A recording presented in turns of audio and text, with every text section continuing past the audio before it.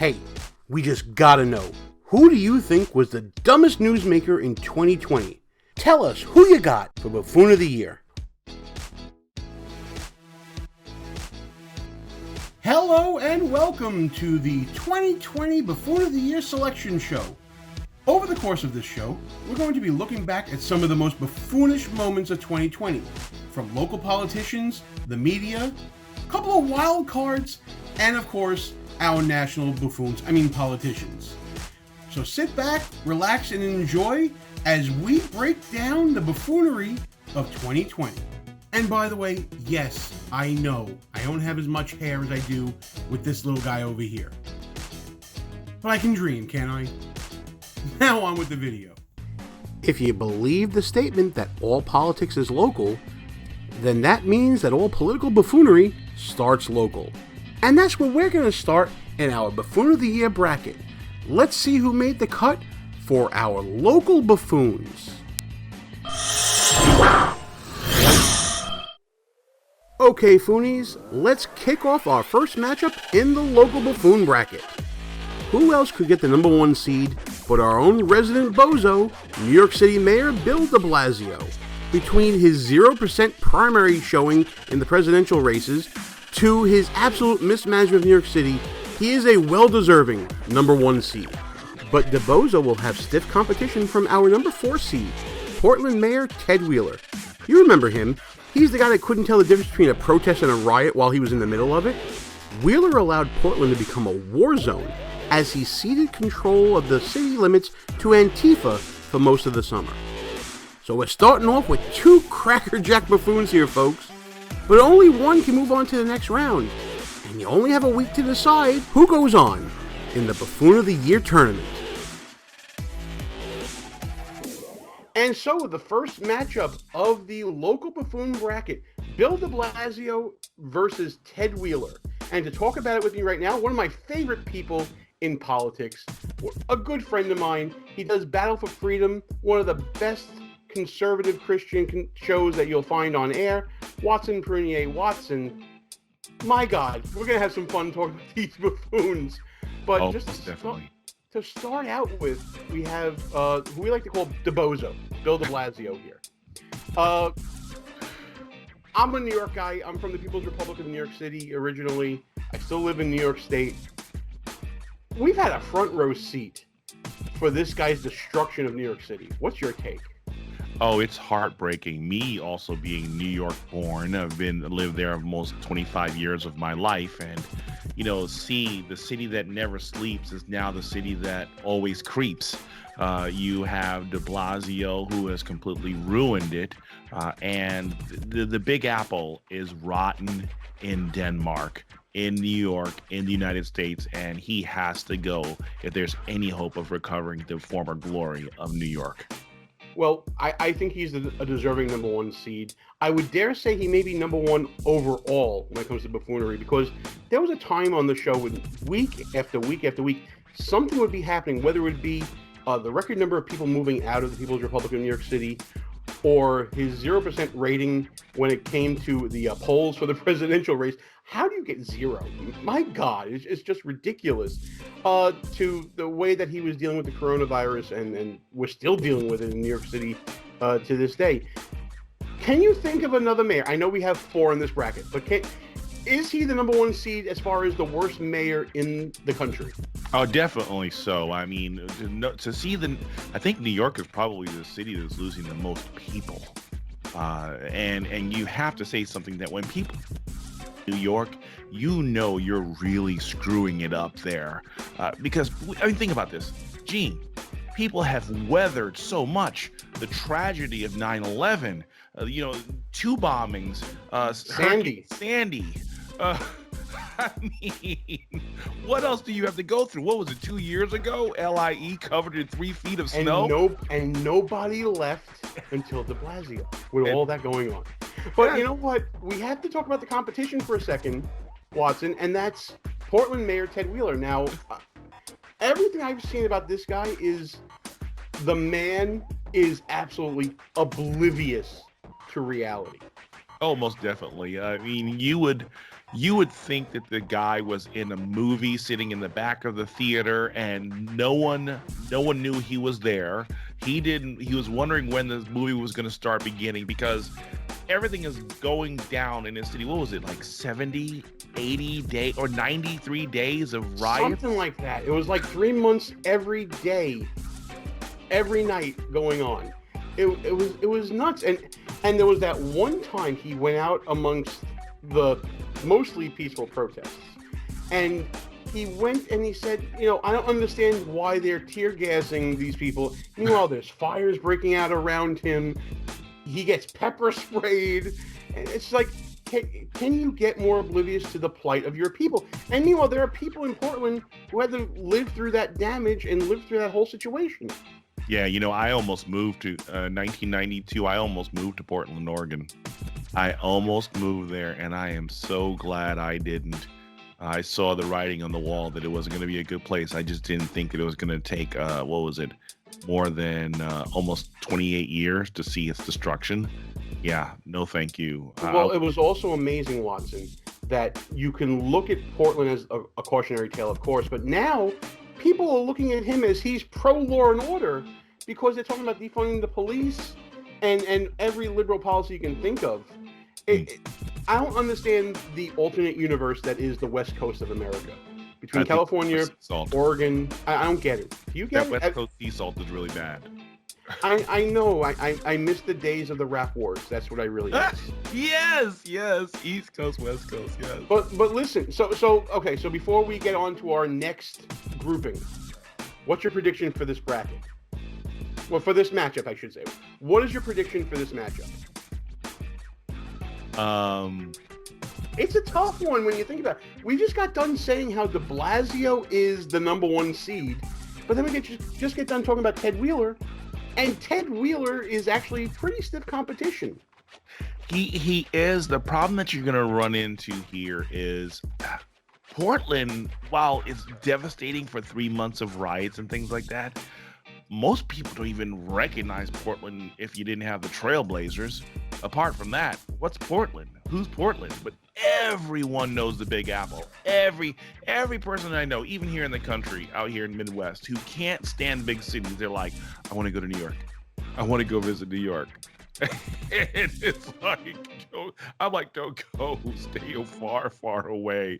Unless you're ready to wear leather like Snake Clipskin. Get out of there. Escape from New York, great movie. So yeah. I guess you're going with Blasio on this. I'll go with Blasio. I'm going to put my patch and leather on. I tend to agree, but I just think that Wheeler will give him more of a fight. And like you said, no one knows about Portland, but everyone knew about Portland because of what Ted Wheeler was doing. That's true. I think it's a pretty stiff matchup. But there's another matchup coming up, Watson, and it's our number 2 and number 3 seed in the local bracket.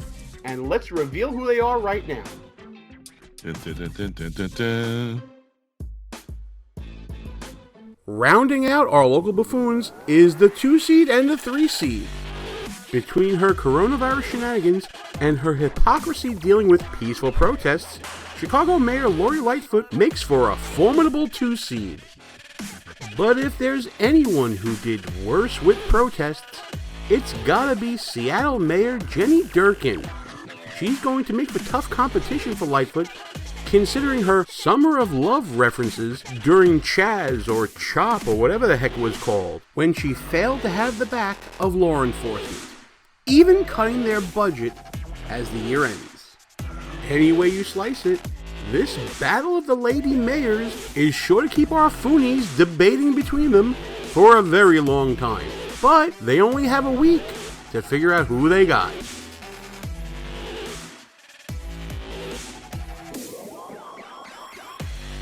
All right, Mr. Midwest, you got your pick in here. The number 2 seed, Lori Lightfoot, Mayor of Chicago.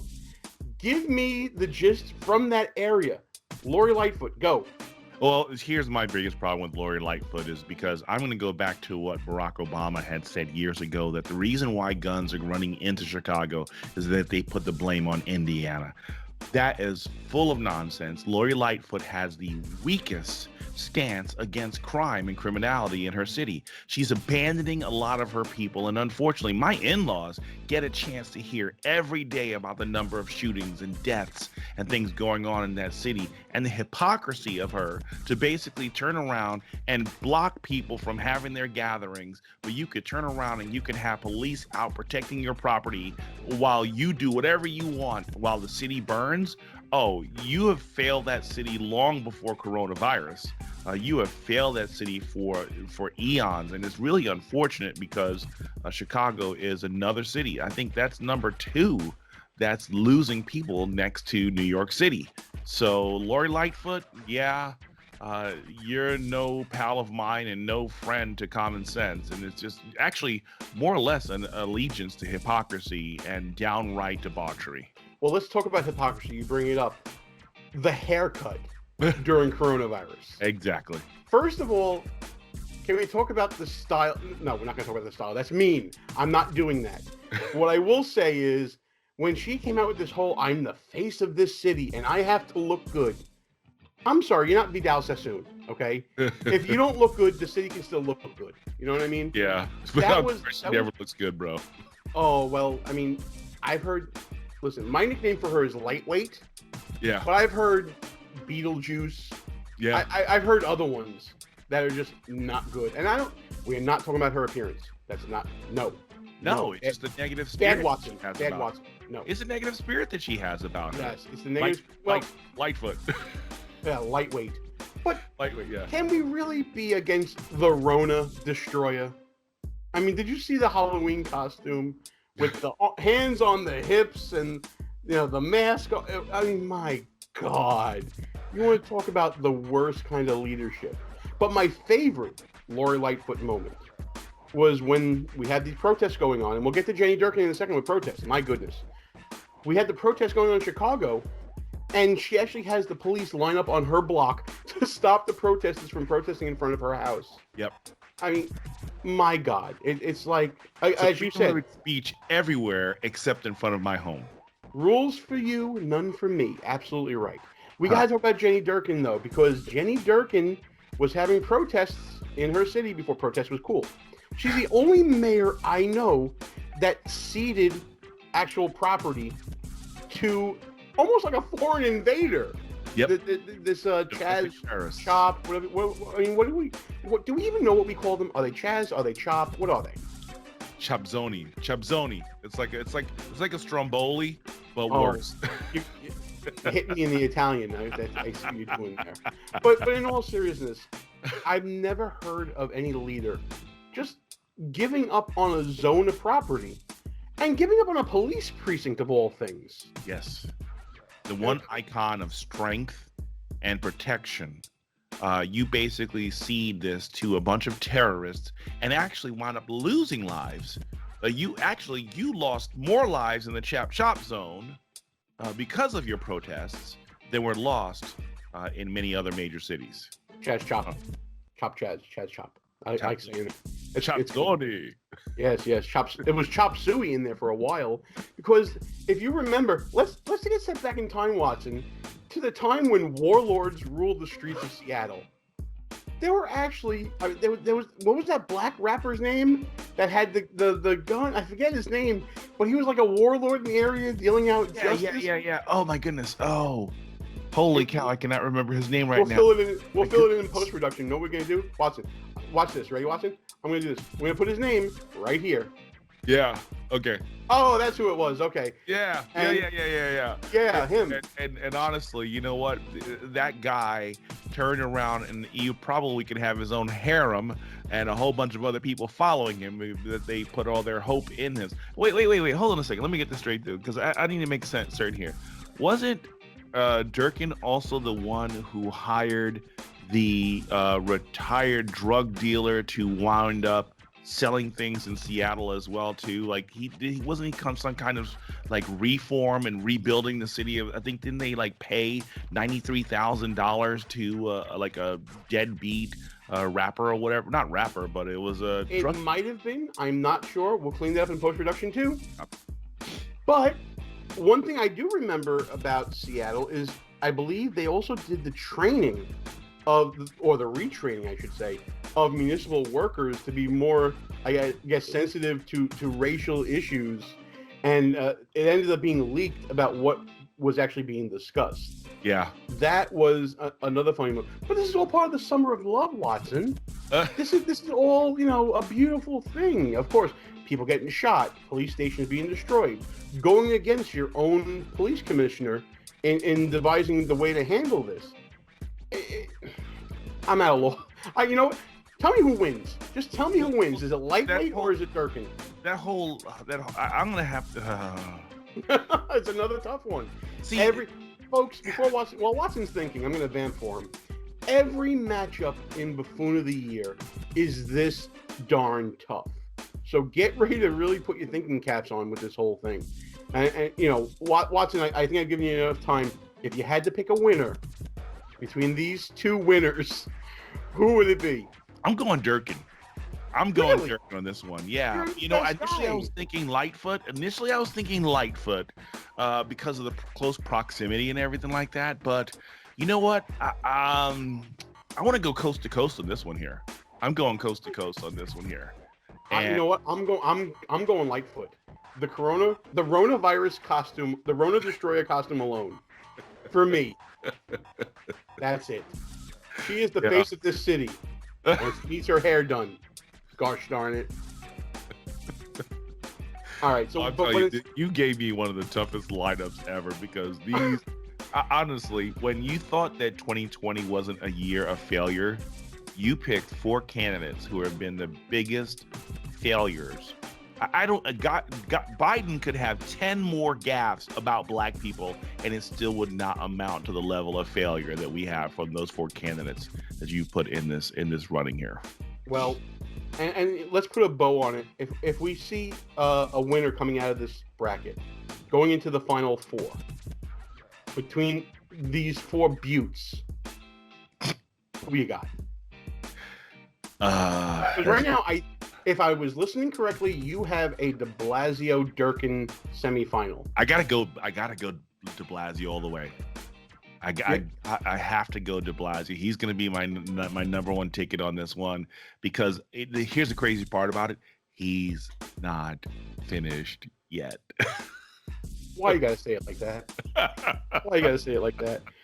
You know what? Just to be different, I'm going Lightfoot. Again, I agree that Bill de Blasio is a buffoon, the magnitude of which we rarely see. However, Lori Lightfoot's numerous gaffes, I think, are more impactful on buffoonery. We can say that de Blasio leads from behind. He's stupid. He's not doing the right thing for New York City. New York City's going down the tubes. I think reasonable people can disagree on policy. I don't think anyone can disagree with the magnitude of the buffoonery of the Rona Destroyer. That's just me. Listen, Watson, thanks so much for doing this. You got to say it this way. The Rona Destroyer. Wait, hang on.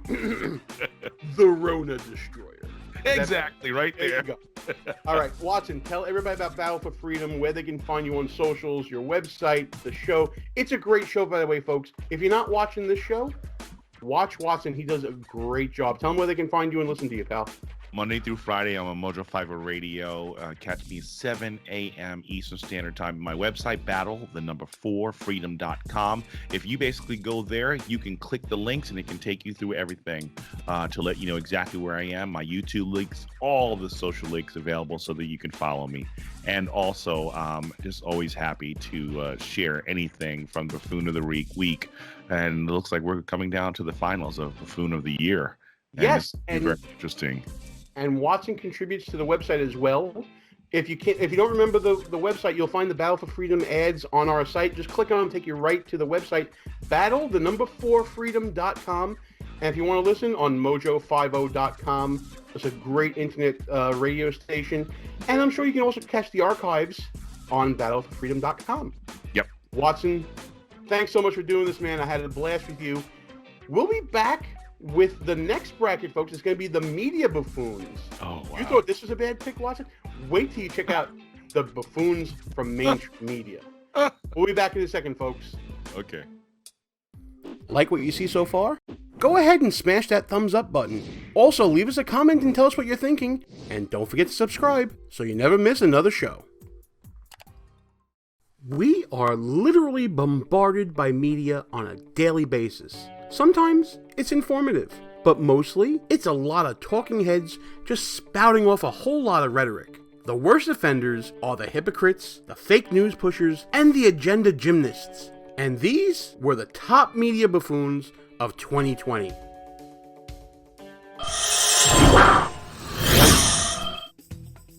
It was really hard narrowing down to a top 4 in the media buffoons bracket, but there was no doubt who was number 1. Fredo himself, Chris Cuomo. Between the Cuomo brothers comedy act and his daily temper tantrums, and oh yeah, this lie. All right, here it is. The official re-entry from the basement, cleared by CDC. Yeah, there's a bicyclist on the Hamptons that will dispute that. Oh, and then there's his bromance with Don Lemon.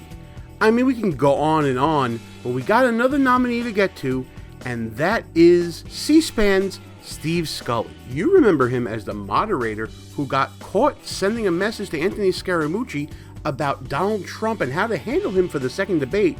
He then said that he was hacked, the go-to excuse of every single buffoon out there. And it turned out days later that he wasn't. Surprise, surprise. If this matchup is any indication, the media buffoons bracket might be the hardest in the whole tournament. You Foonies have a really tough choice in this matchup, and you only have a week to decide who survives to go on to the next round in the Buffoon of the Year tournament. And there you have the first matchup in the media buffoons, sure to be one of the most hotly debated matchups.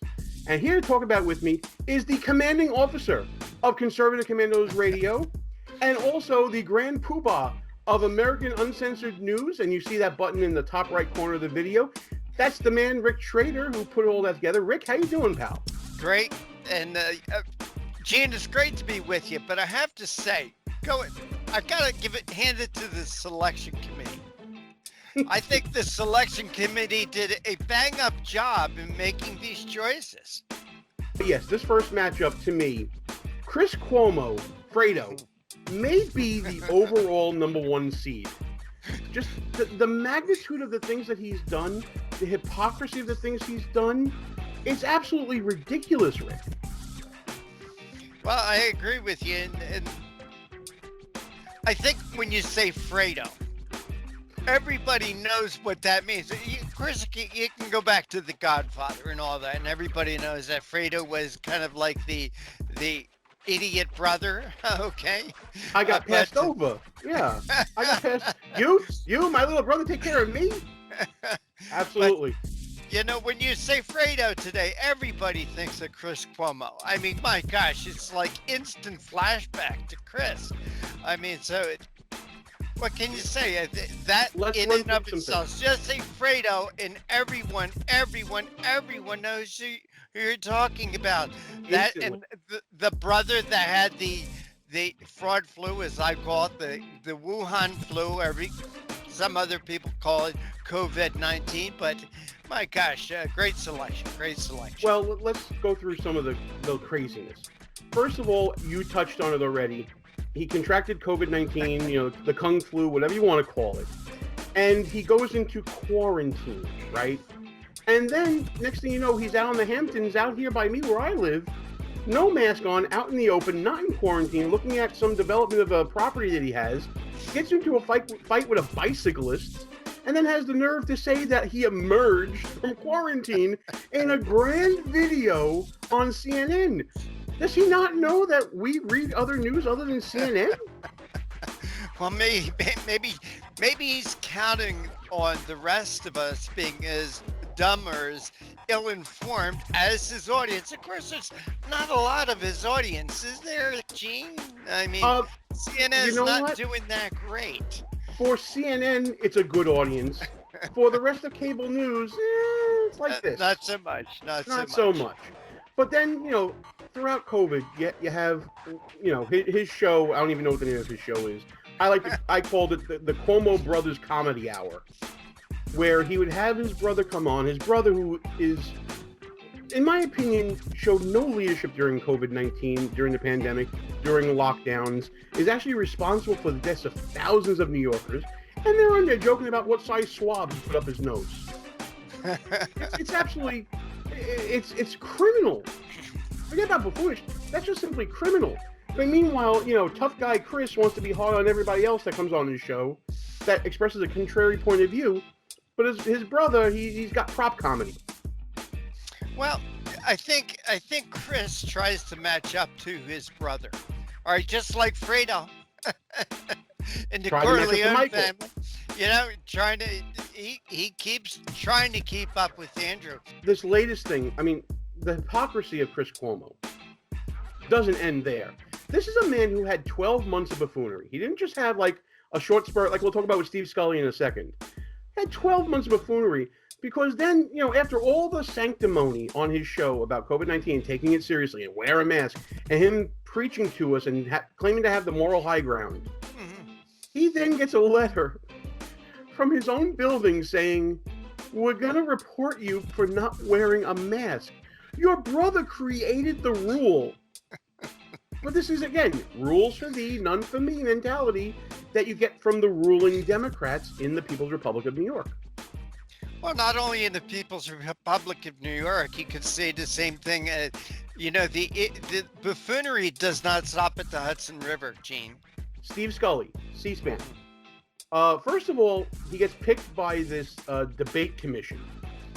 And I don't even know how they decided to pick him. He was a former Joe Biden intern. And he gets picked for this commission to moderate a debate involving his former employer, for lack of a better word. How? And you don't turn it down. So automatically, you're starting off shady with me, right? Yes. And then you get this tweet that comes out to Anthony Scaramucci, of all people. Because, when I want to talk about how to handle Donald Trump, I go to Anthony Scaramucci. Anyway, and Scaramucci responds back, and this becomes this major controversy over this debate. Forget about, is it happening, isn't it happening? And then he comes out with the Anthony Weiner of excuses. I was hacked. Did you ever believe that? No, Gene, that's everybody's excuse every time whether they do get drunk, they say something stupid, they do something even more stupid, they get on Twitter and tweet it out. For the world to see, and then they got to come up with an excuse. Well, they can't go to the truth and say, "Look, I was drunk. I said something I shouldn't have said." No, they got to make up a lie. They make up a lie that he was hacked. Definitely belonged on this list. But that really is the buffoon excuse of all time. Anthony Weiner tried it, didn't work, and Anthony Weiner became Buffoon of the Year a couple of years back. Joy Reid tried it, didn't work, but Steve Scully it's going to work for. But his boss at C-SPAN bought it. They put out letters in support of him saying that he was, and of course, surprise, surprise, he wasn't. He comes out and he admits it after he realizes, I've kind of painted myself into a corner here, and so he has to do the walk of shame. Well, Gene, this is what liberals do. For instance, socialism hasn't worked anywhere in the world it's been tried, but their brand of socialism is going to work here, right? So maybe he thought, well, their lies didn't, no one believed their lies about being hacked, but they'll believe my lie. Surely they'll believe my lie. Well, it just didn't work, Steve. He used up his own personal capital and staked his reputation on a lie. Yes. And that's absolute buffoonery. I think he might have been the only journalist to have been punished for getting caught with an untruth. And in a field where every single person pretty much tells untruths, for him to be the one to be singled out with punishment, that's also a badge of buffoonery to me. You got caught, and you got caught really badly. So that's why he's here. Very good of you for picking up on that. Very good of you to pick up. It's kind of what I do. This is my little niche I'm trying to develop. I got to come up with these little nuggets here and there. I love it. But now the time has come between two very credible buffoons. Mhm. Who you got?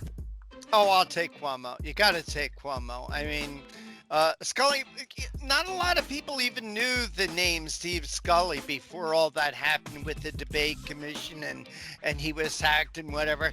So, Cuomo for day in and day out buffoonery gets it for me. Well, I tend to agree, but I want to take the argument that you just made and turn it against you a little bit. Okay. Nobody knew who Steve Scully was. That just goes to show you the magnitude of the buffoonery in question here. Chris Cuomo's an everyday buffoon. He's kind of sailing along singing the song throughout the whole year. And it takes something really colossally idiotic to make the list. But Steve Scully comes in, boom, drops a buffoon bomb, and now he's a household name. So that argument could be made, but I'm a mark for Chris Cuomo. I can't stand the guy. So, of course, personally, I'm going to be voting for him, but I can understand those of you out there, Foonies out there, who can pick Steve Scully. Well, Gene, let me give you an out on this one to make it easier for you to say Cuomo. I know you're a baseball fan. Unfortunately, It's a Mets fan. I'm a Phillies fan, diehard Phillies fan. Each and every month they have a player of the month, but the player of the month doesn't necessarily turn out to be the MVP. So I think that Scully was the buffoon of the month, all right, but you got to give it to Cuomo for being the buffoon of the year. Absolutely. We're going to leave it right there. And now we're going to reveal the competition for these two buttes on the other side of the bracket. And here they are right now. Time to reveal the second matchup in the Media Buffoon bracket. When it comes to media buffoons, it's hard to deny the resume of Don Lemon in 2020. From mocking Donald Trump's cognitive test and then failing it himself on air, to trying to talk over Terry Crews, to his burn-it-down mentality when it came to Judge Amy Coney Barrett's nomination, to stupid conversations with Fredo, Don Lemon really put in the work for his number 2 seed. But if you want to talk about buffoonish blunders in media, you gotta talk about Fox News' Chris Wallace. I mean, the debate between Donald Trump and Joe Biden that he moderated is possibly the worst moderation in the history of presidential debates. So the question to Foonies is a simple one. What makes for a stronger buffoon? A body of work that lasts throughout the year, or one epically bombastic display of buffoonery? You only have a week to decide who goes on in the Buffoon of the Year tournament. And you thought the first matchups were tough. Now we're talking about something even closer, in my opinion. The number 2 seed Don Lemon versus the number 3 seed Fox News' Chris Wallace. And everybody's saying, wow, you actually put a Fox News person. This is buffoonery, people. We're not worried about party affiliation or anybody's sacred cows here. If you're dumb, you're dumb. And we're going to get into some really dumb people, starting with Don Lemon. Rick Traitor, tell me what you think about Don Lemon. I mean, the segment's short. The segment's short. I'm at a little disadvantage with you, Gene, because as Chris Cuomo is your Krypton. All right, Don Lemon is for me. I can't stand this guy, and if I'm channel surfing, if I see him, I can't get past that channel fast enough. I mean, I cannot stand this guy. So I'm a little bit of a disadvantage here. So fill me in on some of the buffoon things he has done and said. Well, listen, I appreciate you communicating your personal bias on this one. Something that Don Lemon will never do, by the way, on his own show. He'll always pass off his opinion as being gospel and being straight down the middle. But let's talk about what Don Lemon's done in the past year. And I'm just going to pick out some nuggets here and there. We can start with the cognitive test that he was making fun with Donald Trump. Remember Donald Trump had an interview talking about he would take a cognitive test and trying to compare himself to Joe Biden. And Don Lemon brought out this cognitive test, and there were some animals on there you had to memorize, and he couldn't memorize the animals. And he got called out by Chris Cuomo So one buffoon calling out the other. Then you have his run-in with Terry Crews. Terry Crews talking about Black Lives Matter and how to deal with racial inequality in America. And all Don Lemon is doing is black-splaining over Terry Crews. And he's doing it in a very bad way. Terry Crews had the disadvantage of not having a strong mic, so he got railroaded, and Don Lemon was not a good look. Then we can also talk about what happened after Justice Amy Coney Barrett, after she was confirmed. He took on this mentality of let's burn down the whole system, let's pack the court, let's get rid of the Electoral College, let's just basically get rid of everything that every American institution that Democrats can't win, let's just get rid of it. And, you know, I don't want to bring up his drunken New Year's Eves and things like that, but if you want to throw that in, you can throw that in as well. And that daily interaction with Chris Cuomo makes you want to vomit. So, again, this is one of those 12-month buffoons that we talked about. Well, you know, Gene, if winning the Buffoon of the Year award would mean a one-way ticket out of here, permanently out of here, out of the country, you know what? I'm pulling for Don Lemon on it. Oh, I would. I mean, if only we had that sort of power. Just vote him off the island, right? Oh, Okay. guys. You know, Don Lemon, go back away with Don Lemon before he went to CNN. He was one of the news anchors in Philadelphia, all right, which by my comment about the Phillies, you might think that I have a link to Philadelphia, being born there, you know, the city of brotherly love, where our birthplace was founded, where our country was founded.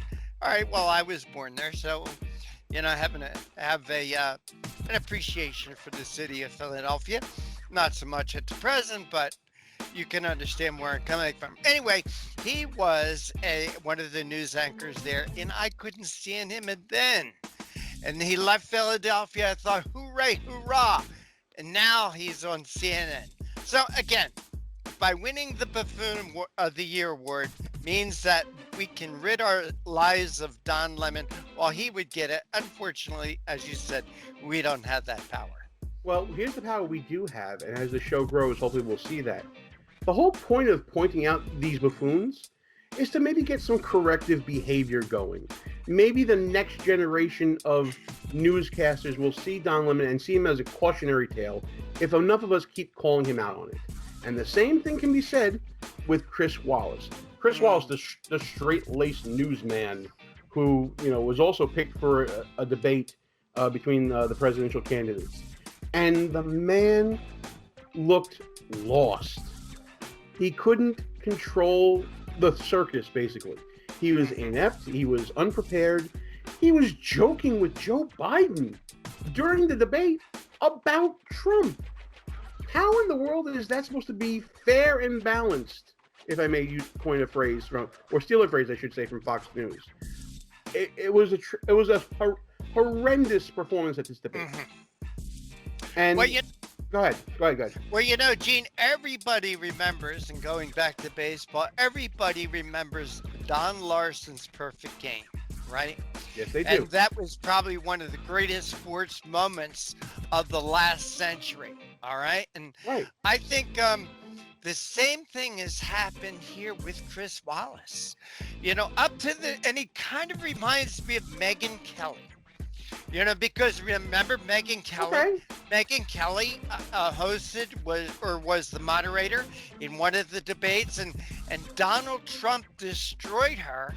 And in destroying her at the debate, guess what happened to her career? Tango. So I really think that that Chris Wallace here had the absolute imperfect debate from beginning to end that I think will go down in the annals of history of debates and debate moments. I mean, think of the great debates. Think of Ronald Reagan saying, "I'm not going to take advantage of his youth and inexperience." Remember that, or Richard Nixon with the 5 o'clock right shadow and the sweat. Anyway, I think Chris Wallace, Megyn Kelly are going to be locked in memories for bad debates, the imperfect games. But I am going to put you on the spot now. Okay. This is a closer matchup, I believe. Mm-hmm.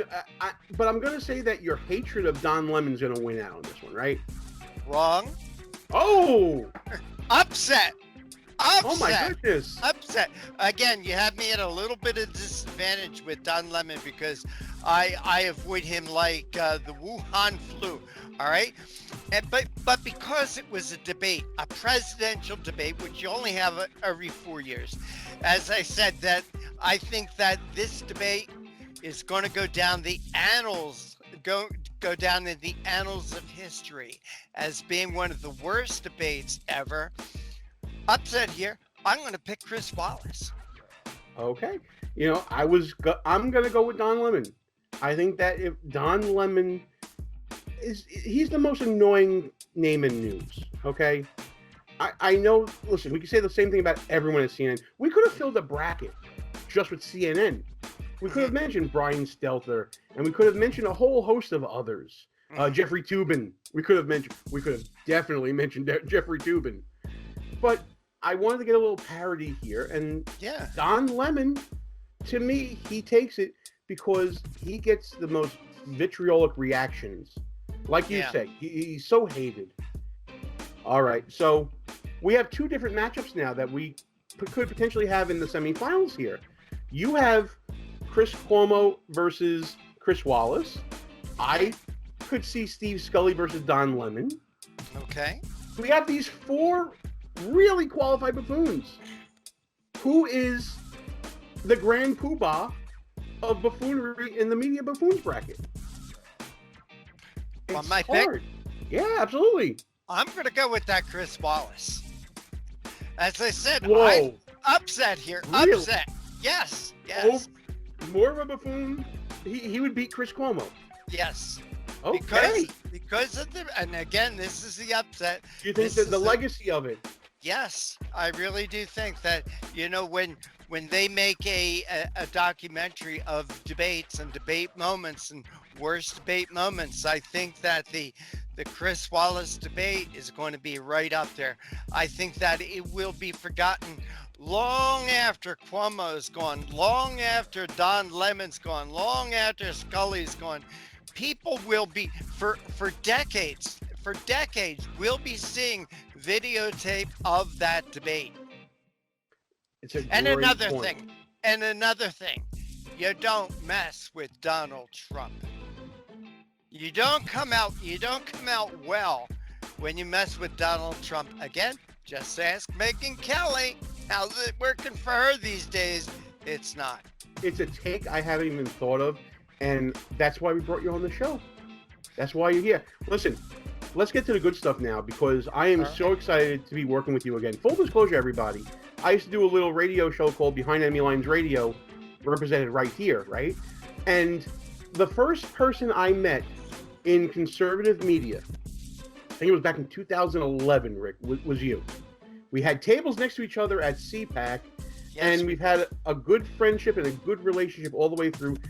You helped get me on terrestrial radio for the first time ever. You helped me grow my show, and you were there for me when I had to stop and I had my own health conditions.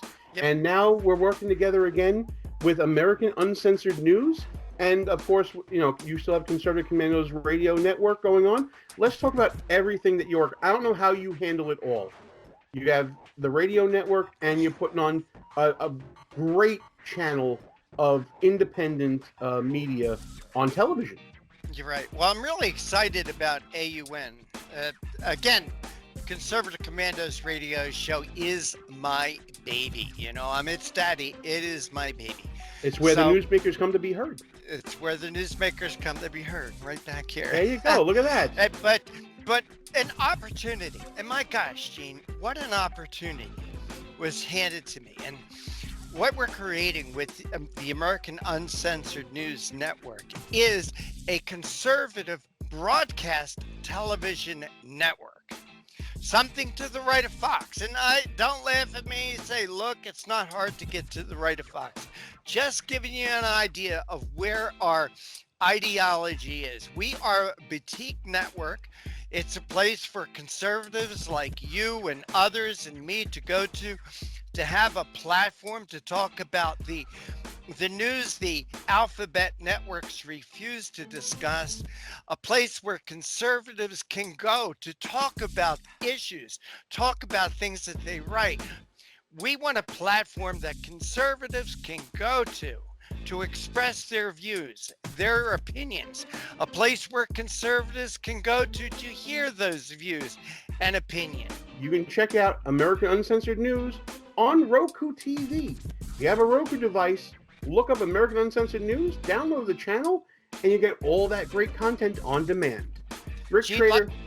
Gene, let me also add 2 other things. We do have our own YouTube channel now also. Oh, fantastic. That in addition to Roku, we have YouTube for people who can't or don't get Roku. Everybody can get YouTube. We have the YouTube channel. Just look for American Uncensored News. That's up on YouTube. It's in the channel store. And our website, aun-tv.com, aun-tv.com, and check out the website for the Conservative Commandos radio show at ccrshow.com. That's ccrshow.com. Gene, it's great. This has been fun. This really has been fun. It's so much fun. I really appreciate you coming on, giving your insight. And folks, again, aun-tv.com, ccrshow.com. Check out everything Rick Traitor does. You won't find a better man in the conservative movement. Rick Traitor, thanks a lot. And folks, after a quick little break here, we're going to come back. It's time to get wild with the Wildcard bracket. Right here, Buffoon of the Year, we're going to keep on rolling. Hey, don't forget that Buffoon of the Week is all over social media. So when you're online, make sure you like us on Facebook, you follow us on the Twitters, and go on over to Instagram and like us there too. But the most important thing you have to do is remember to subscribe right here on YouTube. Not all buffoons hold elected office or report on politics, but they can be just as big of a buffoon as any of them. Time to check out the wild cards. The biggest wild card of 2020 was definitely Hunter Biden. How did no experienced hunter end up on the board of Burisma? What was the deal with all that money from China and Russia? Even more questions emerged with the infamous laptop from hell and from Tony Bobolinsky's shocking revelations, accusing Hunter of living off of the Biden name. He'll be going up against the so-called saviors of the soul of conservatives, the Lincoln Project. These political hacks claimed the moral high ground against President Trump and Mitch McConnell, all while threatening reporters, doxing lawyers, and taking tens of millions of dollars from Democrats, including Chuck Schumer. Saviors of conservatism? I think not. It's a battle over which contender is the more talentless buffoon, the screw-up son living off of daddy's name, or the shady consultants living off of dark money and dirty politics. It's up to you, Foonies. Pick us a real winner. But remember, you only have 7 days to decide. And the wild card bracket starts out super wild, with Hunter Biden as the first seed, going up against those dolts at the Lincoln Project as the number 4. And joining me right now to break down all the wildness of the wild cards, my friend who happens to have his own little internet radio station. He is the chief cook and bottle washer at KLRN Radio, my good friend, the rowdy one, Rick Robinson. Rick, oh my goodness. Are you ready to get wild? I'm doing great. You ready to get wild? I was born ready. What you got for me, brother? What you got? Okay, so as I said, the number 1 seed, Hunter Biden.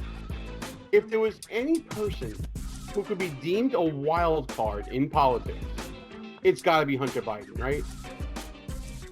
Yeah, I mean, probably the definition of wild card, because you never know what's going to happen next with that one. I mean, if you had at the beginning of the year that we would be talking about Hunter Biden in the context of laptop, cocaine use in photos, shady deals in China, shady deals in old Soviet bloc Europe, I think we would have been crazy. But 2020 has proven to be the year of the wild card. Oh yeah, no, definitely the year of the wild card all the way around. But yeah, the fact that Hunter Biden should be one of the main topics of the news media and is not, because I mean, come on, dude. They got all the stuff all over the laptop. He's got the stuff going on with China. I mean, Burisma. how much? Burisma. I mean, how much corruption can one family? I mean, they call the Trump family the crime family. I think they're looking at the wrong family. Well, I would tend to agree with that. Biden Inc., I think, is the term that everybody's been using, especially since what was Peter Schweitzer's book that talked about Biden Inc. way back when. So, yeah, I mean, Hunter Biden turned out to be a treasure trove for the Trump campaign. But it's just the outlandishness of it all. I mean, this is the guy that he was dating his brother's widow for a while, and he has a child born with some woman he met somewhere. I don't even know what she was. I think they said she's a stripper. I mean, this is the ultimate in wild cards. That's why he's the number one seed, to be honest with you. I can't think of anybody that would be a better number one seed. I mean, come on. Dude has photos of himself snorting blow. Come on, who does that? I mean, seriously. Not me. Yeah, not me. Not me, not you. I was gonna say I've been to a couple of the after parties at CPAC, but I don't ever remember that. No. Our parties at CPAC, and for those of you who don't know, back when I used to do a little show called Behind Enemy Lines Radio, we used to throw some parties in DC, and some of them made some newspapers, but no, there was never any hookers or blow at our parties, much to a lot of people's chagrin. But I digress. Hunter Biden's going up against, to me, the most hated people in politics, the Lincoln Project. Now, collectively, they're known with Rick Wilson. We're talking about George Conway and many others who I choose not to name. But to me, these people are so dumb because they actually think they're going to be the conquering heroes of the Republican Party. They're hated by Republicans. They're being used by Democrats. And yet they think that they're in a good position because they seem to think that they were the difference in Donald Trump losing, as we record this right now, the election. Talk to me about the Lincoln Project. I mean, what can you say about the Lincoln Project? Never a better group of grifters are you going to find. Absolutely correct. Out of work consultants and also rans and never weres and a whole bunch of people that took a lot of money from a lot of people and really didn't deliver anything. Yeah, that's the thing. They never deliver. I mean, and yet they think that this time they delivered, which ridiculous, absolutely ridiculous. Yeah, I mean, that's the thing. They always bill themselves as we're the ones. I mean, remember before they decided they were going to single-handedly destroy the Republican Party, they were the only ones that were going to save it. Save it from what? Success? From 4 years of winning and great economy and what were they saving us from? Good times? Apparently from ourselves. Oh yeah, sure. Because that's the way to win over people is to say to them, "You're all dumb. We're the smart ones. Trust us." That's, my friend, is buffoonery. Complete and total buffoonery, my friend. Just extraordinary buffoonery. I mean, seriously. Top notch. Yeah. I mean, honestly, I'm kind of surprised they're not a little higher up in the bracket, but they still don't deserve the number one spot for sure. When we unveil number 2 and number 3, you'll see why Lincoln Project just made the cut. But it's prediction time, my friend. Hunter versus the Lincoln Project. Who you got for this part of the bracket? That's a hard one. That really is. But I'm still, as much as I don't like the Lincoln Project, I still have to give top bill to Hunter. I tend to agree, and for me, it's all about the magnitude of the buffoonery. We're talking about Hunter Biden was an agent of chaos, basically, at the latter part of the 2020 election. He was always an anchor around the neck of Joe Biden throughout the year.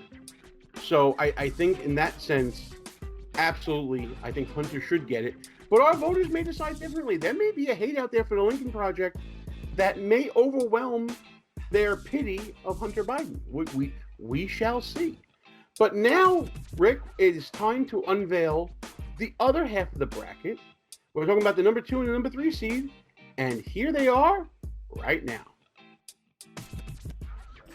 Let's fill in the second half of that wildcard bracket.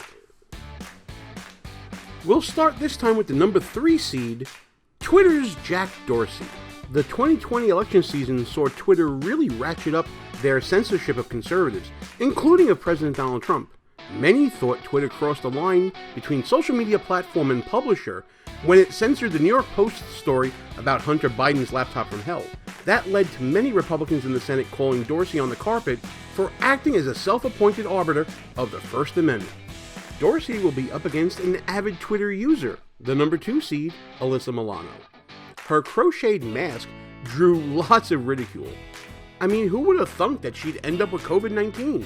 Milano also caused stirs when she hypocritically excused Joe Biden of his own Me Too accusations, which drew the ire of real Me Too activists, including Milano's former co-star, Rose McGowan. It looks like we set up an epic social media smackdown in this part of the bracket. But only one can go on. Who's it gonna be, Foonies? You have a week to decide who moves on in the Buffoon of the Year tournament. And now you see, Rick, why Lincoln Project is for. When you have Alyssa Milano versus Jack Dorsey, the head of Twitter, that's a titanic battle that's almost too close to call. Maybe the closest matchup in the first round. Dude, you're making this hard. Why you gotta make this things is the point. hard? It's not me doing it, it's them doing it. If these people weren't so dumb, if they weren't so stupid, I wouldn't be able to make this video. It's not me doing it. I'm just the one that happens to see it all. You know what I mean? You're the one reading between the lines and connecting the dots, man. I get it. Dude, where to start with those two? Well, I'll tell you what. Let's start with Jack Dorsey, because I know, listen, you're on Twitter more than I am. I may have, at Buffoon OT Week, but KLRN and all of the stars, I'm going to say, of KLRN, they're all over Twitter all the time. You guys have the pulse of that. So talk to me about your experiences on there, and let's get into Jack Dorsey's buffoonery. So Jack Dorsey's buffoonery. Well, first of all, he's been spending all of his time on another project and watching Twitter turn into a dumpster fire. As far as what's going on with Twitter, we want an edit button. That's all we want. Just let us fix our typos. Come on, Dorsey. It's not that hard. Facebook does it. You can do it. You guys are basically making your platforms look the same anyway. Just give us an edit button. Come on. But anyway, so what's going on with Dorsey? First of all, dude has no idea what he's doing. Has no idea how to run a platform. Seems to be confused about whether or not he is a publisher or just a platform. I don't know. I don't like the guy. I've had too many friends that have been suspended for no reason. It's taken them sometimes 6 months to forever to get their accounts back because they just got whacked for no reason. But yeah, so Twitter's a dumpster fire. When you say whacked to an Italian, that means a little something different than just being suspended on Twitter. But you know what? I'll take up the line that Ted Cruz brought up during the 2 hearings that happened after the election. Who the hell elected Jack Dorsey to be the grand arbiter of what is proper to be said on basically the new public square, the virtual public square that is Twitter? Who appointed him to be like the hall monitor of the American people? That's my main problem with him, is he's overstepping his bounds and he's infringing upon the discourse in, like I said, the virtual public square. Yeah, no, I mean, that's the thing, all these platforms talk about how they're the bastions of free speech and blah, blah, blah, yada, yada, yada. And look, I get it. If you're the one that is monitoring your account, you have the ability to basically block who you want to block, whatever the case may be. But that's why these features exist with Twitter in the first place. There's a mute button, there's a block button, there's all these things that you can do to regulate your own content. There's no reason that the platform provider who is using the same protections as a platform should be able to say, oh, you can't say that here. Now, I understand there are always going to be reasonable expectations, and as an attorney, I'm sure you could probably school me on a little bit of that stuff. Yeah, like with the whole free speech, you can't yell fire in a theater. Look, I get that. There are certain things that probably do have to be policed by Twitter. But just because you don't like somebody saying the F-bomb, or just because you don't like that somebody's basically saying that, you know, even if they're saying Trump's a weasel or whatever, the simple fact of the matter is the whole point of that place is for people to be able to put their opinions out there and allow other people to either review them, accept them, or ignore them. And Twitter has moved completely away from that policy to the point where now they've become the word police. Absolutely correct. What I'm seeing with Twitter as well, Rick, is selective treatment as well. There will be certain voices that will be silenced while others are allowed to say whatever they want. I mean, just think about, how many times has Twitter said something about or put some type of proviso under Donald Trump's tweets, but will allow the Ayatollah of Iran to say death to infidels, death to America, death to Israel, and all those things. Not to mention on hot-button political issues where they'll let certain things slide by, but other people just don't. And that's one of the main reasons I'm not really on the Twitters that much. Yeah, I mean, so just to give everybody a bit of a backstory, everything that I used to do started on Facebook. And then Facebook went Gestapo. Well, I started a Twitter account, I think it was like 2010, didn't have a clue how to use it. So it just kind of sat there for a while. And then the more and more page reach I lost on Facebook, I was like, okay, gonna have to figure something out. So then I got used to Twitter.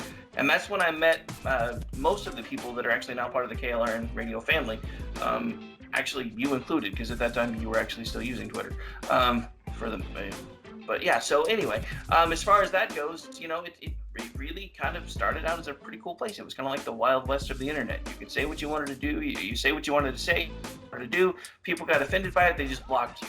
Now it's, let's run to Jack Dorsey and whine because this person's posting a picture that we don't like, or he said something nice about Donald Trump, or they said something bad about Joe Biden.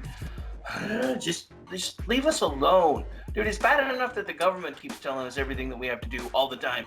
I don't want to be on social media just for the people that run the social media to tell me, well, you can't post that. Absolutely. And honestly, I hope all the people running to Jack Dorsey use that voice. That's the stop doing this to me. I don't want to know what you think. Yeah, I hope it's that voice. But now we have to give equal time to a person that we want to shut up. And that is the actress turned political activist turned Twitter celebrity, whatever you want to call her, Alyssa Milano. Oh my goodness. The things we can talk about with Alyssa Milano that don't have to do with her crocheted face mask that she posted as a photo. She actually won Buffoon of the Week early on when we first started because of her hypocritical position when it came to the Me Too movement and being apologetic for Joe Biden. If you recall that whole situation. Talk about the annoyance that is Alyssa Milano. Helps if I'm sorry. That's okay. You're good. I turned my mic down while you were talking because I didn't wanted to pick up my background noise. Then I leaned over to start talking and realized my mic was still muted. Anyway, so a true radio star. That's how you handle things. Listen, Alyssa Milano, tell me how you feel. Don't hold anything back.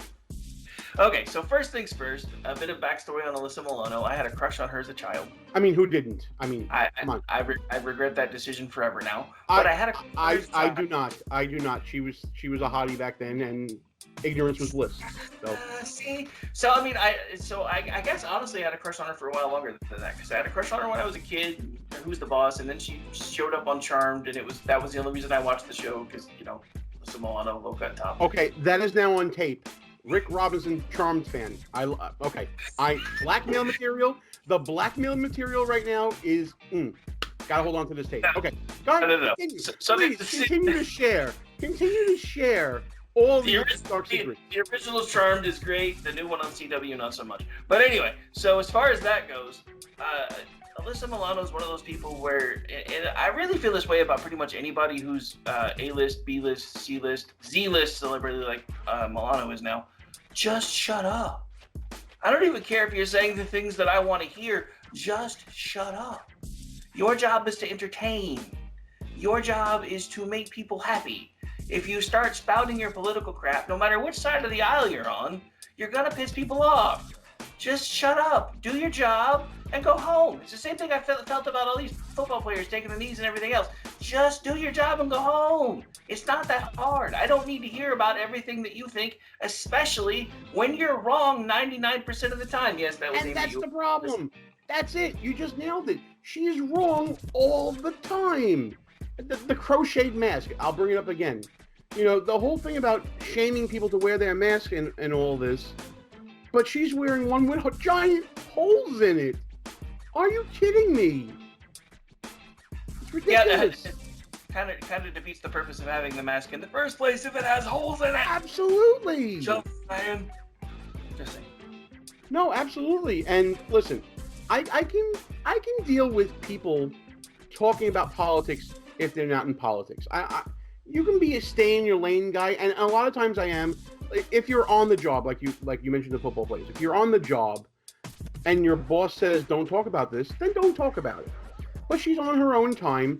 My problem is she's using social media and political activism as a second career. And especially when it came to the Me Too movement. You talked about Charmed. One of her co-stars on Charmed talked about how Alyssa Milano is fake because she's married to a Hollywood agent, and the whole Me Too movement, it came out recently. They spend most of their money that's donated on salaries and not on activism. I think it was like close to 90% on salaries. So there is a fakeness to the advocacy of Alyssa Milano. And that's the main reason why I think she's nominated. It's the hypocritical nature of her. And honestly, she's also a stand-in for the hypocritical nature of a whole lot of other Twitter celebrities, the blue check marks out there. I wonder what else might be fake about Alyssa Milano. I mean, we'll leave that alone for now. Listen, it's picking time. There's a time for choosing, my friend, and that time is now. Who you got? Jack Dorsey, Alyssa Milano, going head-to-head. Give me a winner. Pick me a winner. First of all, never say Alyssa Milano head-to-head in the same sentence ever again. You are the worst. You are the absolute worst. This is a children's show, my friend. No, go ahead. Fine, I'll let it slide. Second of all, God, you keep making the choices even harder. I mean, at least the first one I was able. I don't know. This one's pretty much a toss-up. Although it is. I guess I still have to blame Dorsey, because if not for Dorsey, she wouldn't have Twitter and she wouldn't be annoying the crap out of me on Twitter. So I'm going with Dorsey. If it wasn't Dorsey, it'd be some other platform. So I can give him a pass on that. He's not responsible for making sure that Alyssa Milano is smart. So I blame that on Tony Danza myself, really, and Judith Light. I think it's their responsibility for Alyssa Milano. But if I had to pick someone, see, this is the toughest matchup for me, because my hatred for the annoyance that is Alyssa Milano is huge. And I know that this is going to be unpopular. I got to go with her. I understand that Jack Dorsey and Twitter probably had a bigger impact on things, but it's not so much buffoonery is the way that they had their impact. Their buffoonery is their arrogance for thinking they can do these things. But I think that, as we've seen, reasonable people can disagree on policy things. And I don't like to base buffoonery on policy, because then everyone's a buffoon. To me, if you want to talk about buffoon, and you want to talk about hilarity, and you want to talk about people to just point and laugh and be the example of how not to be, that's Alyssa Milano to me. And I got to go with her. See, and I agree. Like I said, it was a toss-up for me. But then again, most of how Alyssa annoys the crap out of me right now is on Twitter. Now, it's my own fault, because like I said, when I was talking about Twitter earlier, you can regulate your own content. If I really was that annoyed by her, I could just block her. But then how would I make fun of her? Yes, but you're providing your services to others who don't have to listen to Alyssa Milano, and they can still keep up with what she's saying. So now we've come to that moment where we have our bracket complete, but I need to know who wins the bracket overall. You thought it was tough before. As of right now, you have a Hunter Biden, Jack Dorsey Twitter matchup. Jack Dorsey, Hunter Biden matchup in the semifinals of this bracket. And one of them has to go to the Final Four. And you thought the choice was tough before? How about that matchup? Let me hear about this. I'm very interested to hear this. Dude, okay, so let's see. I mean, Dorsey's one of the biggest tools ever. Hunter Biden not too far behind. I mean, the thing about it is, Dorsey's just an idiot. Hunter Biden is dangerous. I mean, literally, like Buffoon level dangerous, because he's basically using his family name to do all these crazy things that we were just starting to find out about before the election kind of swept all that away. So, I mean, for me, it is still a bit of a toss-up, but I have to go hands down with Biden. Okay.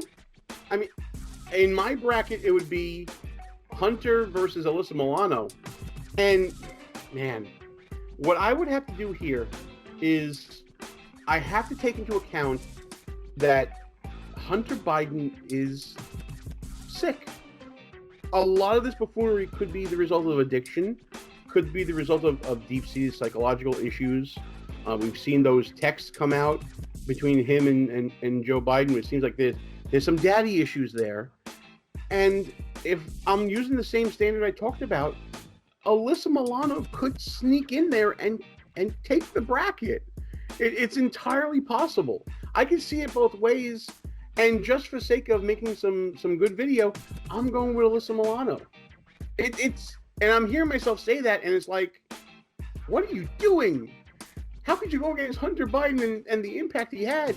And yeah, I'm going to go with Alyssa Milano. You just want to be able to post a picture of her in a low-cut top, don't lie. Well, I only do headshots, but listen, I have an imagination. I can use that. All right. So wait, hang on. Alyssa Milano and headshot? Really? You went there again? But yes. My Maxim magazine collection is in the other room. Listen, Rick, thanks so much for doing this. It's time to talk about KLRN Radio. I'm a proud alumni of KLRN. It was one of the major platforms that helped my show transition from internet radio to terrestrial radio. And I've always been a fan of all the things you do with your show, America Off the Rails. And as you said, the KLRN radio family. Talk to people about KLRN and why they should be listening every day. All right, so why you should be listening to KLRN Radio every day. First of all, come hang out with us in the chat room, klrnradio.net/chat. Actually, I am involved in several podcasts, one way or the other, either in front of the mic or front of the boards. So we actually have a morning show we have had since COVID. So now it's called The Daily Dose. It's myself and Stacey Lennox. We do it every Monday through Friday from 7 a.m. to 9 a.m. Eastern. I still do the America Off the Rails show, but now that I do 10 hours a week in the morning, it's down to a one-time-a-week show.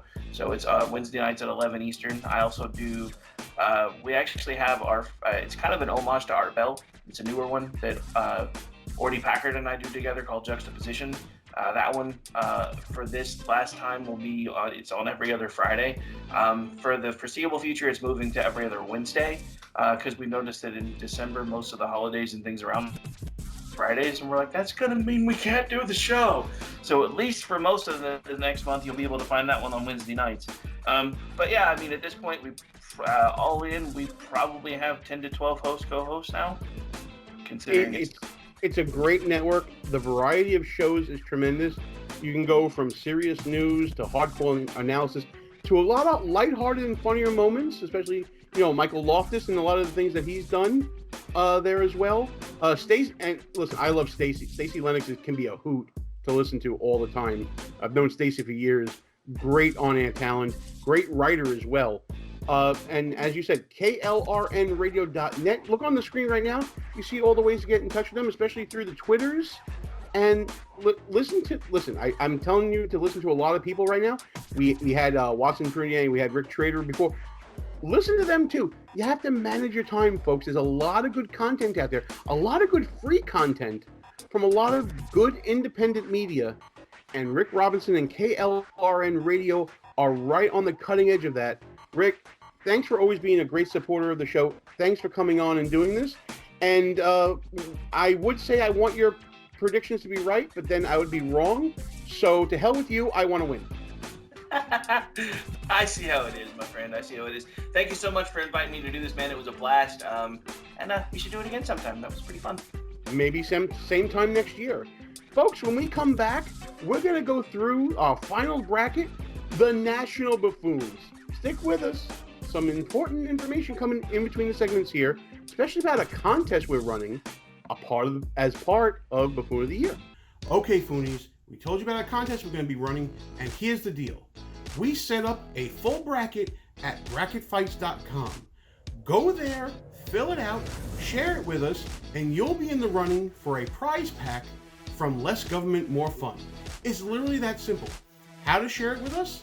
Well, you can send it to us on any of our social media, whether it be Facebook, Twitter, Parler. You see it scrolling by on the screen. Find us there, share it with us, and you'll be in the running for a prize pack from Less Government, More Fun. The time has come, Foonies, to round out this bracket in the place where all the action happens. The Swamp, Washington, D.C., and other executive houses around the nation, because that is where you'll find our national buffoons. Time to talk about some national buffoonery. Our number 1 seed, Jerry Nadler, started the year convening a kangaroo court over the fake Russia impeachment. He then embarrassed himself by demanding that no one drink coffee in committee without a mask on. Not to mention his off-the-cuff comments calling Antifa a myth. And then there was that one time that we all thought he pooped himself. While Nadler will be tough to beat, we think that our number 4 seed, Senator Macy Hirono, is up to the task. Hirono continued to act like a petulant child in the Senate. During a committee hearing on rioting across the nation, Hirono stormed out in a huff when Senator Cruz asked if she would denounce Antifa. She wouldn't, of course. And then, her fumbling and bumbling and stumbling questions during Justice Amy Coney Barrett's confirmation hearing more than qualifies her for this dubious distinction. It's a battle of buffoonery in our national legislative branch. Your vote decides who goes on to the next round in the Buffoon of the Year tournament. So who you got, America? And it's time to round out the final bracket here in Buffoon of the Year. It's the National Buffoons. And helping me to do it is probably the number 1 friend of our show, Timothy Shea, the co-founder of MAGA Institute. Timothy, thanks again for doing this and coming on the show. We're going to have a lot of fun with this bracket. Because in my opinion, this bracket has the overall number 1 seed. And that's saying a lot with this group, Jerry Nadler. It is, and I've got to thank you for assigning me this bracket, because the other brackets are great, but this one's really a lot of fun. Oh, this is absolutely a lot of fun. Now, full disclosure, we're going to talk about Jerry Nadler in a second, but we tried to give a little bit of parity throughout government. We have a representative from the Congress, from the Senate, from governors across this great country of ours, and the Trump administration as well. But we're focusing now Congress versus Senate, Nadler versus Hirono. Let's start talking about these buffoons. Like I said, Nadler to me is the number 1 buffoon. His body of work throughout the entire year is really astounding. It truly is. And when you've got Humpty Lumpty, no Nadler, going against Crazy Maisie, oh no Hirono, I mean, that right there is your marquee matchup. The nicknames are going to be flowing like wine. I can feel it already. Because the buffoonery level, as I've said to you many, many times, it entails a level of ridiculousness, okay? Ridicule is our most potent weapon, as I tell people all the time. And most of the people that didn't make the cut into the final 16, they were just evil. Or they did things that were really, really bad. Or even really, really stupid. But they didn't get you giggling. And these people, oh no, Hirono, every time she gets a turn at the mic in the Senate Judiciary Committee, you're almost rooting for her to not make a fool of herself. But she just can't bring herself. And they never fail. They never fail to perform for us. Right. Nadler, for instance, from the impeachment hearings to the impeachment trial. Antifa's a myth? Are you kidding me? Yeah, so Nadler, starting in January with the impeachment trials, the impeachment hearings, the kangaroo court he had. Yep. Fast forward into the spring and summer. Oh, with could you excuse me just sure. a minute? I'm a little. I'm a little. Oh yeah, parched. I gotta have some. I gotta have some Cafe Nadler. Oh my God, you remember that? When in the hearing you're not allowed to drink coffee because you have to keep your mask on at all times? Yeah, I know. Absolutely ridiculous. But the coup de grace. The biggest thing that I remember seeing is you call them nonads poopy pants. Where we think we can't confirm it. Pretty sure he shattered.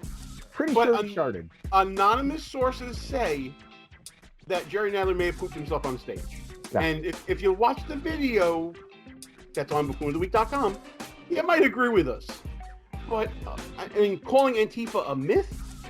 My God, the body of work here over a course of 12 months, I'll rival it with anyone. I'll put it up against our measuring stick to Reverend Al Sharpton any day. I'll put it up against Anthony Weiner any day. It was that big of a year.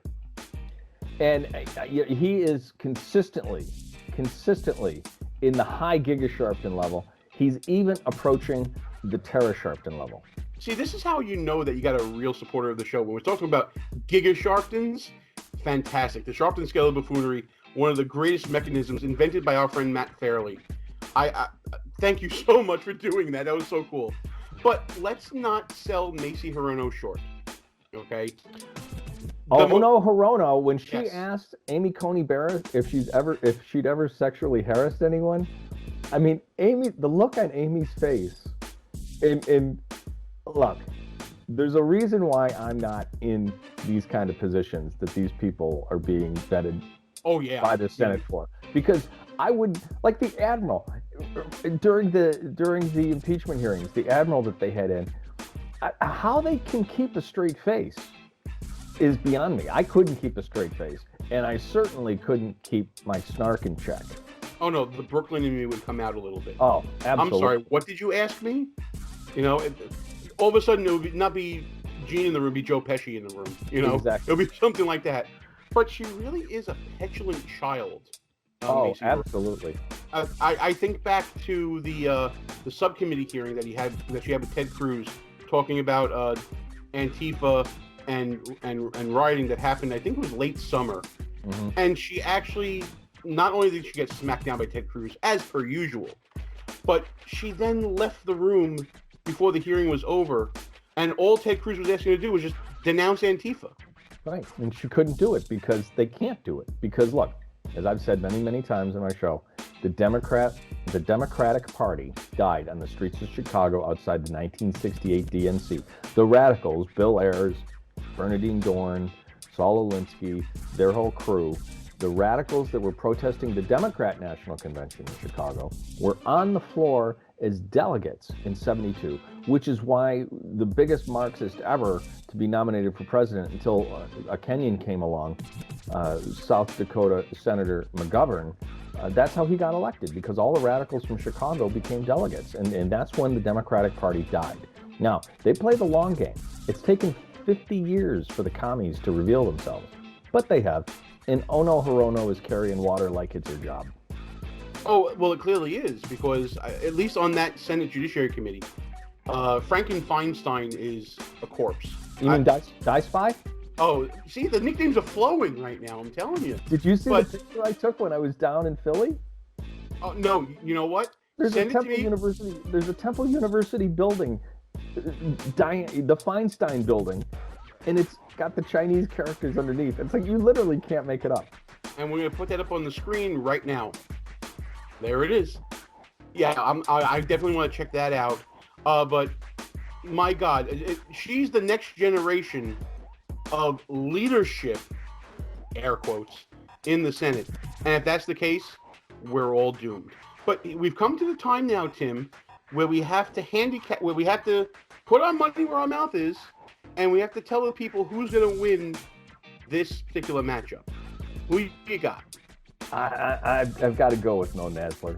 I mean, Hirono's buffoonery arises out of her stupidity. Jerry Nadler's arises out of his complete lack of integrity. And that's way more buffoonish as far as I'm concerned. And he's also an Oompa Loompa. So that kind of adds to it. You know, I am so bad. This is now, I don't need the umpteenth time I've made fun of an appearance. Bad Gene. But seriously, Jerry Nadler is just, he's right for political humor. Mhm. He says dumb things. He does dumb things. He's the total package. And maybe the best moment that typifies Jerry Nadler to me, there was a scene during the presidential impeachment trial in the Senate where Shifty Adam Schiff wanted to get up and say something and answer a question, but Nadler beat him to it. Somehow Jerry Nadler was quicker than someone. And it was hysterical. And all you see is Adam Schiff going, Jerry. And he just goes up and he does his thing. Didn't care. So, for that lack of self-awareness, Jerry Nadler. It wasn't even a lack of self-awareness. He just didn't care. He basically gave Schiff the Heisman. It was awesome. Oh, that is fantastic. Well, listen, we now have to show the competition for the winner of this matchup, and let's reveal right now the number 2 seed and the number 3 seed in the National Buffoon bracket. Moving on with our National Buffoons, the number 3 seed is a little bit testy. Well, I don't really care what you think. That's Governor Andrew Cuomo of the People's Republic of New York. Cuomo's arrogance constantly got the better of him this year, like when he talked about dating on The Tonight Show during the height of the pandemic, or taking the time to draw a political poster depicting his leadership during the pandemic, which many believe led to the deaths of thousands of New Yorkers in nursing homes. Pride really does goeth before the buffoonery. But to move on in the tournament, he'll have to get past our number 2 seed, Ambassador John Bolton. Bolton flirted with testifying against President Trump during the impeachment proceedings, but it turned out to be a tease for his new book. Trump then fired Bolton and sued him for leaking national security secrets in that book, which ultimately led to an ongoing criminal investigation. So, Foonies, you have a choice between 2 executive-level buffoons, with one moving on to possibly becoming Buffoon of the Year. Who that is all up to you. Ladies and gentlemen, we have the potential for something we've never seen here on Buffoon of the Year. A brother versus brother final. Andrew Cuomo makes the cut for the governors up against Ambassador John Bolton. And there's going to be a lot of controversy with this pick, Timothy. But first of all, could you imagine the possibility of Fredo versus, I mean, is he Michael? Is he Sonny? Is he a combination? Andrew Cuomo? It's going to be tremendous if that happens. Well, you and I disagreed over this one pick for the Trump administration, and I think I just figured out why. And we'll get to that in a second. But you think I'm trying to stuff the ballot box? I think you got your thumb on the scale there. No. Right here. No. Honestly, let's start with Bolton. The reason why I picked Bolton is because this is an example of one stupid move mushrooming out much bigger than itself. A single act became an entire body of work. It really did, literally an entire body of work that became published. Yep. And it really shouldn't have been. John Bolton is here because of his book about his time in the Trump administration, and because that book probably did leak some national security secrets and led to a Department of Justice criminal investigation into the leaking of those secrets. And the real reason I nominated him, Timothy, is this. Do you remember during the impeachment hearing when they were begging for John Bolton to tell everybody what they know? Democrats were salivating over this, frothing at the mouth. We've got that drunk now! Oh, the other shoe was ready to fall for the umpteenth time. Mm-hmm. But what did Bolton say? You'll have to read about it in my book. Total buffoon move. Absolute buffoon move. Total buffoon move, but an absolutely beautiful response to the Democrats. It's one of my favorite lines from 1776. He was willing for the shilling. Absolutely. And that's why I think that he's the better pick here. Now, I'm going to give equal time. You and I had a discussion off air. You thought that Dr. Fauci should have been picked. I'm going to let you make your case for that. Okay, not only have we had multiple flip-flops and him contradicting himself and him contradicting the CDC over the masquerade, social distancing, everything else. What put it over the top for me was the first pitch at the Nationals game. And then he goes into the stands and he's sitting there right next to his pals with no mask on after telling people, if you don't wear a mask, that means you want people to die. That to me was the ultimate buffoon move of the year, which is why I would have put him in this. But it's Bolton, and I agree. I mean, John's been a big chicken hawk. The reason he had his panties in a wad was because President Trump is actually creating peace throughout the world, not wars like John and his cronies wanted. And that's a borderline treason move. If you prefer your country to be going to war as opposed to staying in the peace, that's beyond buffoonery. That's really bad. So I understand the Bolton pick. The book was bad. I did love his response to the Democrats, though. But come on, and there's no competition here. The Reichskanzler wins it going away. And why do I call him Reichskanzler Cuomo? Because that was Hitler's title before he became Führer. And we all know that Andy wants to be the Führer. He wants that White House badly. And his brother's going to do everything he can to get him there. But, I dubbed him Governor Geriatric Genocide. And, of course, we had Nipple Ring Gate. So I think clearly out of all the hideous governors, Governor Whitlis, the Stepford governor in Michigan. Of all people to stare at their nipples, why Andrew Cuomo? You got me. Oh, my goodness. I think maybe that's why that girl that did the cooking show left him. He was just too freaky for her, I think. Well, all I remember from that whole situation, he went on, I think it was Jimmy Fallon's Tonight Show. And instead of talking about the pandemic and talking about, serious things, they're talking about his love life. He goes on his brother's talk show where it's the Cuomo's Brother Comedy Hour. And the talk showing, the oversized swabs, everything. We showed that actually when we nominated Chris Cuomo as a member of the bracket here. Mm-hmm. And, there's that side of it. There's the hubris of Andrew Cuomo with his, political poster of the COVID hill that he drew himself. When did he have the time during this pandemic to draw a poster? Right. He wrote a book about leadership. The man hasn't led a damn thing. Hey, Gene. This is all buffoonery. Gene, who are you and I to criticize? Do either of us have an Emmy? I mean, I may not have an Emmy, but, I did win Podcast of the Year one year. That was pretty cool. No, please, hold your applause. Hold your applause. Thank you so much. Thank you so much. But think about who he beat out, though. He has achieved this year because he beat out Governor Whitlis, the Stepford governor of Michigan, who kept the entire state on lockdown, which, by the way, is a prison term, except for the part that had her summer home in it, where her husband wanted to go to put his boat in the water. That part of Michigan was open. Everything else. He also beat out Gavin Newsom in California. Governor Brown in Oregon. And Governor Inslee in Washington, who didn't even know that Chaz was taking over a couple of city blocks, had to be told by the press during a COVID press conference. So but curiously, it was a peaceful protest until it was down in the mostly peaceful.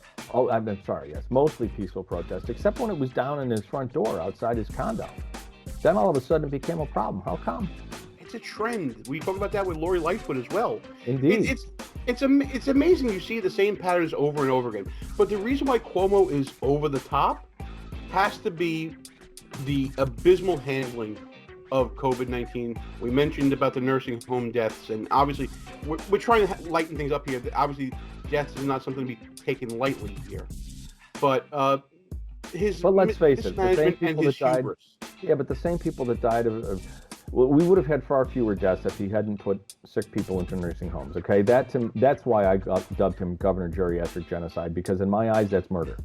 If you're supposed to quarantine sick people, you're not supposed to quarantine sick people with healthy people in the most vulnerable population. Absolutely. Because this disease only killed people that were susceptible to dying from an upper respiratory virus, and he basically put the contagion in with the most vulnerable population, and I think that is unconscionable, and it's one of the most craven things ever because he did it for money.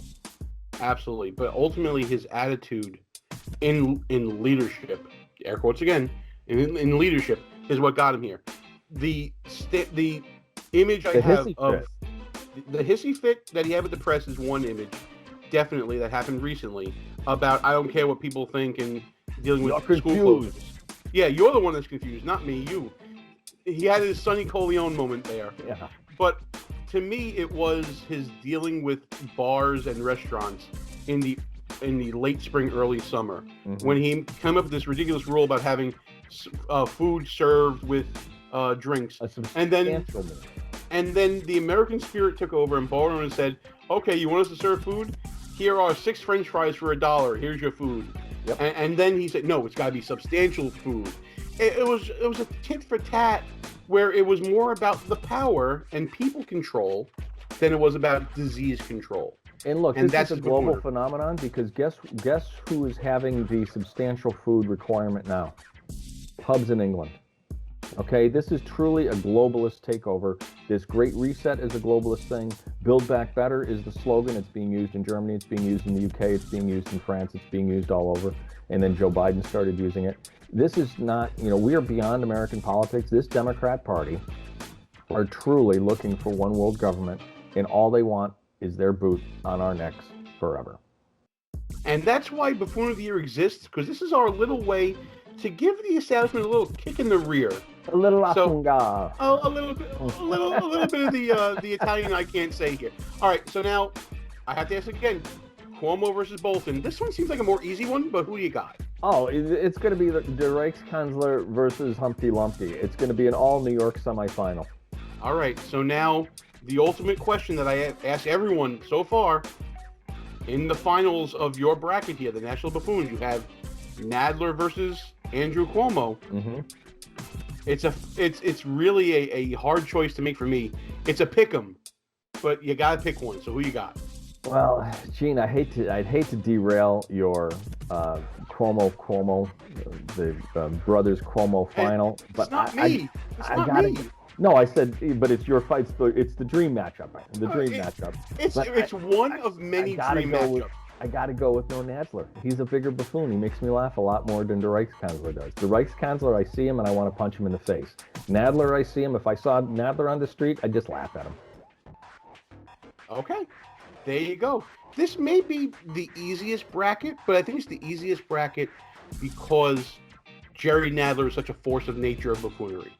He's almost like a perfect storm of buffoonery. He's got the physical buffoonery, he's got the mental buffoonery, and he's got the verbal buffoonery. And the political affiliation as well. I mean, that adds to it. But yeah, but you know what? Honestly, and I think you and I are both pretty objective. We call out Republicans when they need to be called out. I would still think Jerry was just as much a buffoon if he were a Republican. Oh, absolutely. I totally agree with that. Listen, being from the People's Republic of New York City and a Republican at that, I've had my run-ins with Jerry Nadler. Mm-hmm. They were all precious. Let's just say that. Yeah. It wasn't like they were memorable. Yeah, memorable in the sense that you can't take the man seriously. Right. That's what I mean. He's the ultimate buffoon as far as I'm concerned.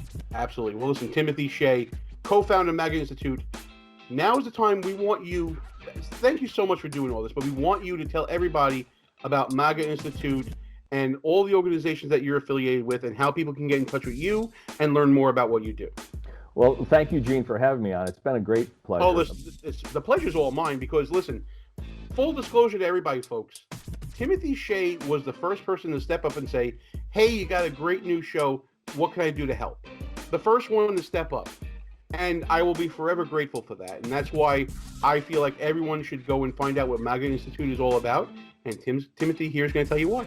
Well, thanks. In full disclosure, Gene and I have been pals for 5 years now or so, and he's been tremendously helpful in our endeavors. I started MAGA Institute with Brooke McGowan because we're electing too many Republicans that won't stand up for Republican values, won't stand up for America First values. So what we're doing is vetting candidates. It's a combination of Newt Gingrich's contract with America with the old Grover Norquist certification on the tax pledge. We're giving candidates a questionnaire, America First questionnaire, that they return together with a signed pledge that if elected, they will govern according to America First principles. And then if everything's satisfactory, we give them our certification badge and we also promote their candidacies. But we're going beyond that, okay? The point is to give people education so that when they walk into the ballot booth, on the polling booth on primary day, they know which Republican out of the 17 Republicans, and there might be more than one, is going to govern according to their values, according to America First principles, so that we don't get any more Ben Sasses or Mitt Romneys or Paul Ryans. But we go beyond that, okay? What we're going to do is assign someone to monitor that representative or that senator, and eventually we're going to work it down to the governors and to the state houses. We've already identified a replacement for one prominent Republican governor in the 2022 primary. We're going to hold their feet to the fire. If you're a MAGA certified candidate and you don't govern according to America First principles, we'll pull your certification, and we'll make a big press announcement about that as well. So that's what we're doing. You know, President Trump is like an icebreaker, and if you know how an icebreaker works, it plows through the ice, but you have to follow it with a flotilla of ships to keep that sea lane open, or else the ice will just reform in its stern. We can't have it be like President Trump was never president. Okay, we got to drain this swamp, and we've got to fill the House and the Senate with America First candidates that value the Constitution, that put country ahead of party, and do the right thing in all circumstances. Absolutely. You can get us, let's see, MAGA Institute, at MAGA Institute on Parler, at MAGA_Institute on Twitter. And the best place is to sign up, give us your email so we can send you newsletters through www.magainstitute.com. And I'll also put a plug in for Facebook and for YouTube as well. There is a YouTube channel for MAGA Institute. Tons of videos there. A lot of great educational videos from Timothy about a myriad of different topics. I enjoy watching them. They're good long views that I use. I actually use them as podcasts on my car ride into work. Great. I have a long long drive in, and I enjoy them immensely. Timothy Shea not only can have fun with the best of them, he's one of the best wonks out there that you never heard of. So definitely check out MAGA Institute. Look at your screen. All the information is right there for you. Timothy Shea, thanks so much for doing this, man. I really appreciate it. And Thanks, Gene. Had a lot of fun. And again, all the support for the Buffoon of the Year and for the whole channel and everything we've been doing. I can't thank you enough, man. Well, likewise. Thanks, Gene. All right, folks, we're going to wrap it up and put a bow on this show and put it all in your hands. And now it's time to vote. Head on over to buffoonoftheweek.com and cast your ballots. Also, leave a comment below this video and tell us who you got. And don't forget to fill out those bracket fight brackets and send them to us. And then come back next week to see the results, where we'll have a whole lot of nominees to talk about, but only one's going to be Buffoon of the Year.